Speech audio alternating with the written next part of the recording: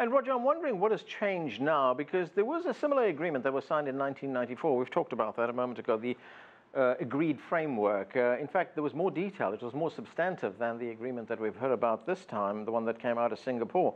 It called on the DPRK to freeze its operations in return for nuclear power reactors, as well as access to oil supplies. That agreement didn't go far. So what's changed? I would say there's three fundamental differences today than we had at that point in time. Number one is technical. The North Koreans have achieved the nuclear capacity. They can mount a nuclear weapon on a missile. Even if it can't hit the continental United States, it can certainly hit their neighbors. So we're not at a stage of they might develop weapons in the future, let's work on that. We're at a stage of they have weapons, and that changes the seriousness in the way the United States has to look at this. It's not a future problem, it's a now problem. The second is going to be the structure of the international system. The dynamic in the region, China is not staying static. It's growing by its very nature. That's pushing it into places where status quo powers are looking at that and trying to push back. And who sits between a resurging China, or a rising China and a resurging Japan? It's the Korean Peninsula. And the two Koreas are looking ultimately at a way to find some way to create a common bond between themselves, even if not unification, to be able to balance out these regional changes in dynamics. The third is personalities. And while personalities are not always the most significant, in this case, we have a change in the leadership in South Korea that is working towards some sort of dialogue with the North. We have a new generation of leadership in North Korea. And we have in the United States an unconventional president not constrained by traditional politics, who's willing to do things like go and sit down with the leader of North Korea and not consider the problems of people saying, well, that's going to be justification or legitimization for an evil regime. He just did it to push past this next blockage in managing relations. Right. Hugh Dugan, how do you see that? Looking at the big picture here, has there been something of, let's say, a breakthrough in arms control, nuclear arms control? Well, I think the summit certainly focused on nuclearization, denuclearization, but I think that might have just been the shiny object, frankly, that brought all the sides together and that lured Kim out of his man cave. Frankly, there are many other issues that have been festering for 70 years. North Korea was basically abandoned by a deadbeat Russia and then taken in somewhat by a China, which has also failed to see it through its adolescence. And so I think there are many other issues at work here. Fortunately, this has brought us to the table to deal with human rights violations against 25 million people that live daily lives of desperation. So I'm hoping that this talks not just focus on denuclearization, but in fact serve as a proxy for us to then get deeper under the skin of the relationship and probe more deeply into North Korea's role in the world in general and how it's going to modernize and adjust. Ultimately, this is going to betray Kim's ability to maintain the narrative over his people. And I think the notion that a photo op with President Trump was his great advantage, I think that's the biggest downfall to his regime. He's going to have to keep alive a myth among his people that the U.S. is its mortal enemy, willing to kill it at any moment. That's how that regime has stayed in power all these years. He can't do that now. He's been seen sitting with our president, looking into his limousine, future talks taking place. What will he tell his people that will guarantee that his regime stays in place when it's totally been in place because of his ability to demonize the United States, which apparently is no longer a demon? And Hugh, to Roger's point about circumstances having changed, as Roger pointed out, they've been, we see a rising China, we see more coming from South Korea and wanting to change what's going on in the DPRK. Do you agree that circumstances have changed to the point now where we could see some kind of a breakthrough? Well, I think the breakthrough is going to surprise people. I think China, frankly, is putting a positive spin on what's happened there. I think they're very concerned, very worried that North Korea, in fact, will slowly orbit outside of Chinese influence. In fact, North Korea has much more to be concerned about a China presence on its doorstep than it does about U.S. Friendship, assistance, and perhaps even protection. We talk about affording North Korea protection now. The United States is saying we will offer you security guarantees. To whom? Is it security guarantees against China, perhaps? It seems as though that's a likelihood, but probably more so security guarantees against the people of North Korea who I think at a moment's opportunity would probably bring Kim down in a bloody way, which is what happened in Libya. It wasn't Gaddafi's lack of nuclear weapons that protected him from his people in the streets. He never had an intention of using nuclear weapons against people in the streets.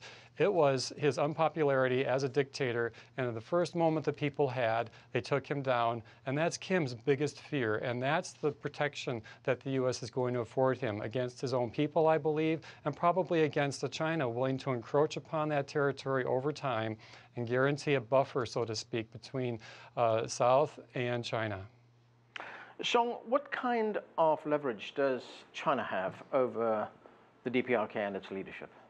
I think China is not as worried as other panelists are saying that North Korea one day will be afraid of the invasion from China, or they might be going completely to America's camp. I think China has a tremendous leverage upon North Korea, as we already seen since President Trump came into power. We joined together with America to pass a lot of sanctions in UN Security Council. But in the future, if the negotiations between America and North Korea will be smooth, we also will be able to provide a lot of economic assistance. We can do a lot of business, and we can do more trade with North Koreans. That is our leverage.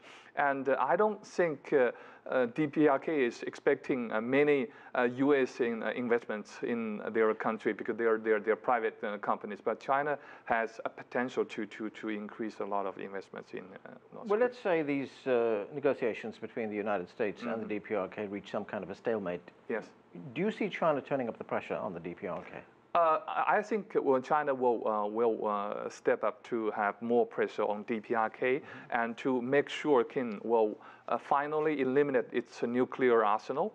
And although at the same time we may also try to lobby Washington to be more flexible on those issues like the phased and action for action denuclearization, we believe that is a kind of legitimate demand from North Korea, but we also will continue to pressurize. And I think China will follow UN Security Council's economic sanctions. We will not remove them unilaterally. We will continue to impose it. Although China has announced that it's going to try and ease some sanctions. I think that is another story. China has previously imposed two different kind of sanctions. One is under UN Security Council economic sanctions. Yeah. Another is unilateral one. I think what China is doing is to remove some of the unilateral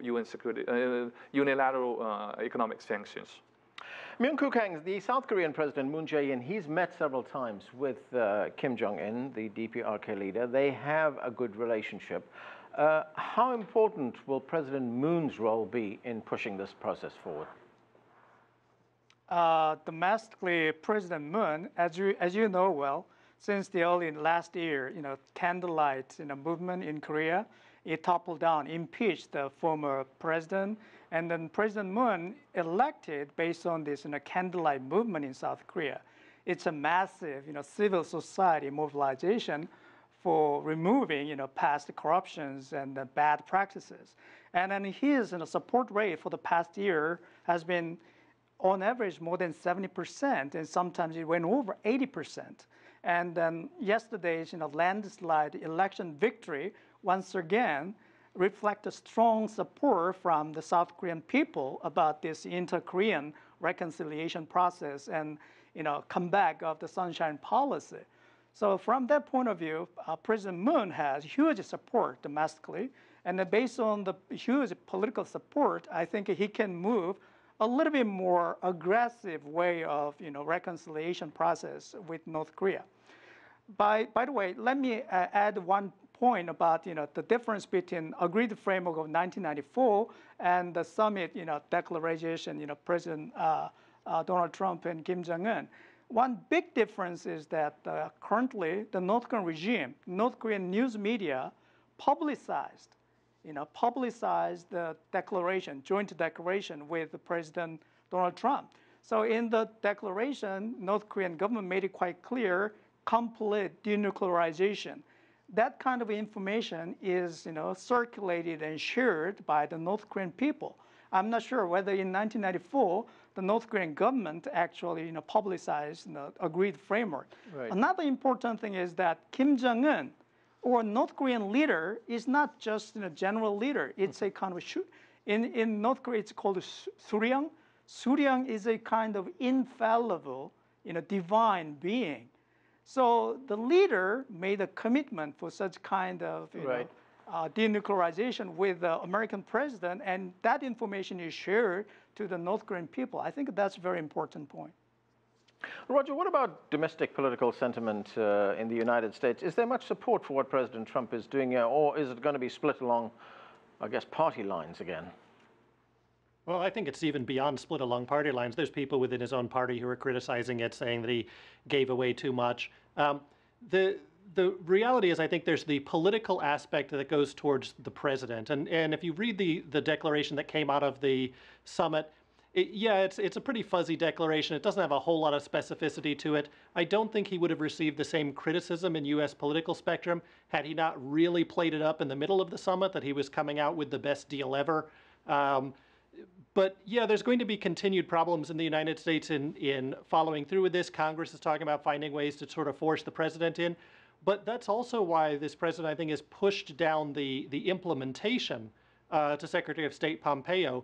And that moves it a little bit out of the political spectrum and back into a person who has both experience in the CIA and is now running the State Department. Hugh, of course, now we've had this big summit, lots of ceremony over that. Now comes the hard part, of course, working out the details of what's going to happen over there. What in your view is going to happen? I mean, can you see North Korea or the DPRK make the move first, or does the United States make a move first? Is this going to be a long step-by-step process that we're going to see? We heard today Secretary Pompeo say that they will begin quickly and within next week when pressed by reporters and press briefing today. So I believe there's a mutual effort on all sides to see momentum continue. Just to pick up on the point that Rodger was saying about domestic political dynamic in the United States, that's important because the timing of this event, I think, in Kim's mind, was significant. He's finally been able to deal with an American president, President Trump. I don't think he could have gotten anywhere with a President Hillary Clinton or a President Jeb Bush. And I don't think he thinks he could take this any further with a subsequent president. So I think Kim really needs Trump to stay in office with the support of the Congress. So I believe the timing of this event worked well toward building up Trump's support base at home in advance of the midterm elections. Now, if the midterm elections don't turn out well for the administration, the administration may be less able to implement and follow through on some of the promises being undertaken with North Korea. So I think North Korea and Kim thinks that he can deal with this president. He's going to need to rely on him going forward, and he wants him to be there as long as possible.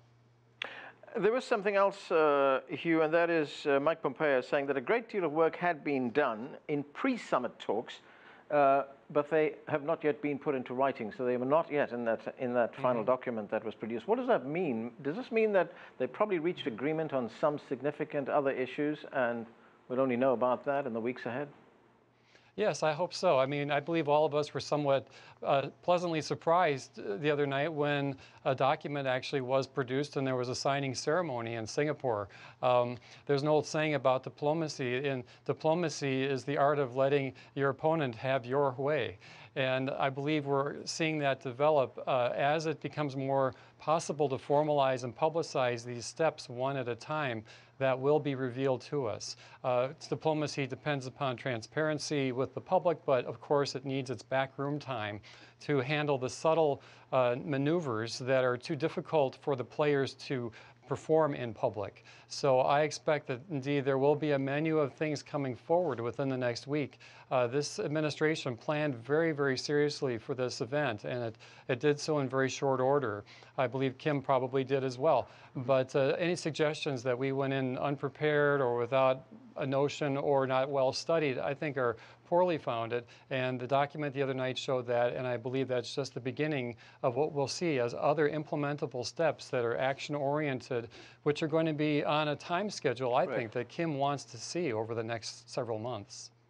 Song, the U.S. Secretary of State Mike Pompeo is in Beijing. He's holding talks with Chinese officials. Do we know what's on the agenda? Obviously, this will be on the agenda. Are there other issues they're discussing as well? I think DPRK will be one of the very, very important issues, but we have many other issues, especially like the high-level communications. I believe the two, President Xi and President Trump, might be joining G20 within next month. And what kind of issues should be discussed when the two leaders meet together? And also, this trade is another very big issue. And I heard Secretary Pompeo was trying to have a say on this issue, but other cabinet members are not welcoming him, maybe. But China will be willing to talk to him on this issue. And many other issues like South China Sea and other issues will be discussed.